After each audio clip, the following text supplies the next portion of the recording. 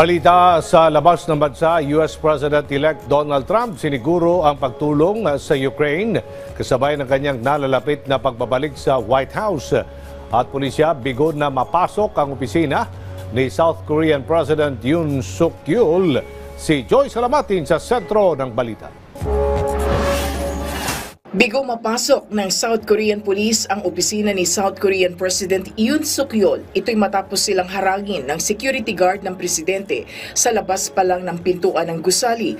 Ang ikinasang raid ay nangyari kasabay ng formal na pag-aresto sa dating Defense Minister ng South Korea kahapon. Ang operasyon ay para sana sa investigasyon hinggil sa biglaang deklarasyon ng martial law sa bansa. Samantala, magsasagawa naman ng ikalawang impeachment vote ang National Assembly sa pangunguna ng opposition party. Mababatid na hindi nagtagumpay ang pagtulak sa impeachment kay Soccer President Yoon dahil sa pagboykot ng kanyang partido.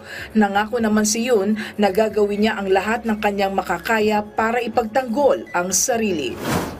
Tiniyak naman ni US President-elect Donald Trump ang kanyang pangako na aayusin ang sigalot sa pagitan ng Ukraine at Russia.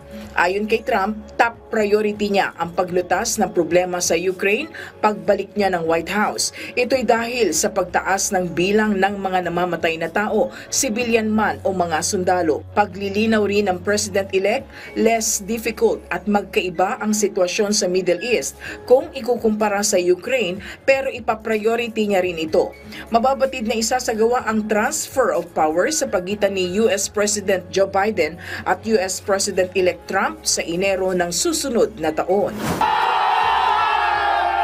Nagliwanag naman ang kalangitan sa Kingdom of Saudi Arabia dahil sa mga drones at fireworks matapos nilang i-anunsyo na sila ang magho-host para sa FIFA World Cup 2034. Umani naman ng mga kritiko mula sa iba't ibang sektor, gayon din sa ilang human rights group ang naging desisyon. Anila, pinipilit ng kanilang pamahalaan ang pag-rebrand sa bansa bilang sports powerhouse sa pamamagitan ng paghawak sa mga high-profile sport.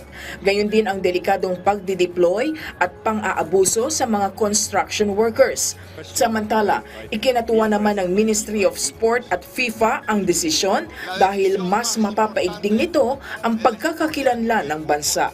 Joyce Salamatin para sa Pambansang TV sa Bagong Pilipinas.